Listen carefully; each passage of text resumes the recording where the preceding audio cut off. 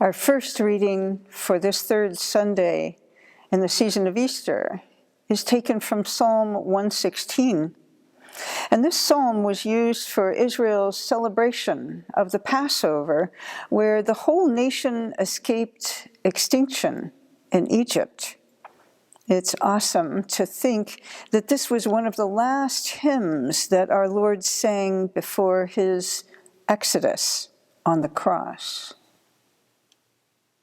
I love the Lord because he has heard my voice and my supplications.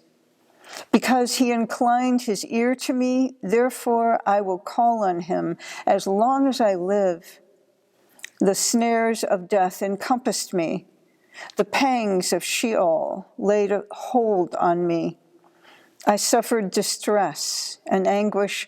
Then I called on the name of the Lord. O Lord, I pray, save my life. What shall I return to the Lord for all his bounty to me? I will lift up the cup of salvation and call on the name of the Lord. I will pay my vows to the Lord in the presence of all his people. Precious in the sight of the Lord is the death of his faithful ones. O Lord, I am your servant, the child of your servant girl. You have loosed my bonds. I will offer to you a thanksgiving sacrifice and call on the name of the Lord. I will pay my vows to the Lord in the presence of all his people, in the courts of the house of the Lord, in your midst, O Jerusalem. Praise the Lord. The Holy Gospel according to Luke, chapter 24, verses 13 through 35.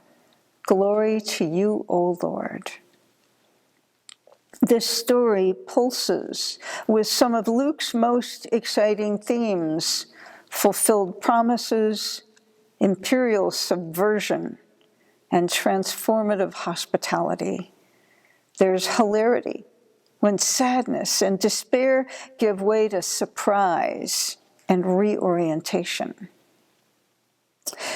Now, on that same day, two of them were going to a village called Emmaus, about 7 miles from Jerusalem, and talking with each other about all these things that had happened.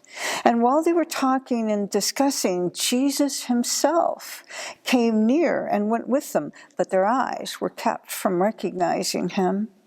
And he said to them, "What are you discussing with each other while you walk along?" And they stood still, looking sad. And then one of them, whose name was Cleopas, answered him, "Are you the only stranger in Jerusalem who does not know the things that have taken place there in these days?" And he asked them, "What things?" And they replied, "The things about Jesus of Nazareth, who was a prophet, mighty in deed and word before God and all the people, and how our chief priests and leaders handed him over to be condemned to death and crucified him. But we had hoped that he was the one to redeem Israel.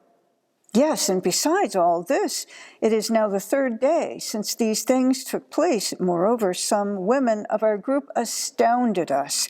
They were at the tomb early this morning, and when they did not find his body there, they came back and told us that they had indeed seen a vision of angels who said that he was alive.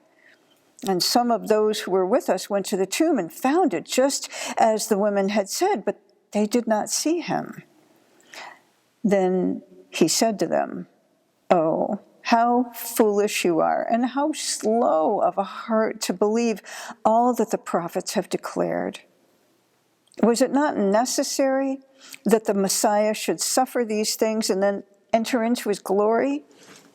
Then, beginning with Moses and all the prophets, he interpreted to them the things about himself and all the scriptures. As they came near to the village to which they were going, he walked ahead as if he were going on, but they urged him strongly, saying, "Stay with us, because it is evening and the day is now nearly over." So he went in to stay with them.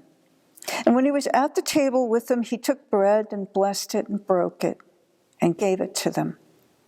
And then their eyes were opened, and they recognized him, and he vanished from their sight. And they said to each other, were not our hearts burning within us while he was talking to us on the road, while he was opening the scriptures to us? That same hour they got up and returned to Jerusalem, and they found the 11 and their companions gathered together, and they were saying, the Lord is risen indeed, and he has appeared to Simon. And then they told what had happened on the road, and how he had been made known to them in the breaking of the bread. The word of the Lord. Praise to you, O Christ.